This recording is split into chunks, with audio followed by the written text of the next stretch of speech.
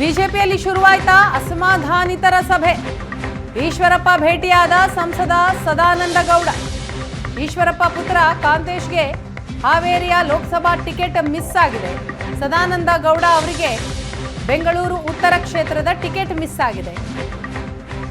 ಭಾರಿ ಕುತೂಹಲ ಕೆರಳಿಸಿದೆ ಇಬ್ಬರು ನಾಯಕರ ಭೇಟಿ.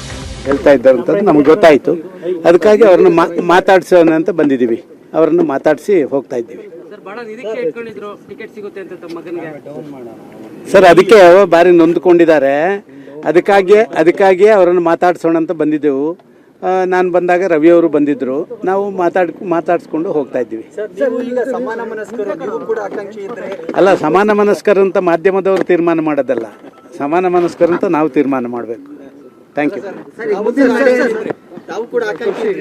ಅಲ್ಲ, ನಾನು ಆಕಾಂಕ್ಷಿ ಆಗಿದ್ದೆ, ನಂದು ಟಿಕೆಟ್ ಇಲ್ಲ ಅಂತ ಆಗಿದೆಲ್ಲ, ಇನ್ನೇನು ಇನ್ನು ಆಕಾಂಕ್ಷೆ ಇಲ್ಲ.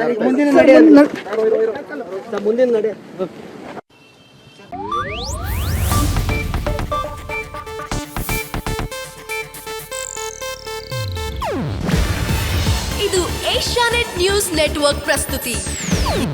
ನೀವು ನೋಡ್ತಿದ್ದೀರಾ ಏಷ್ಯಾನೆಟ್ ಸುವರ್ಣ ನ್ಯೂಸ್.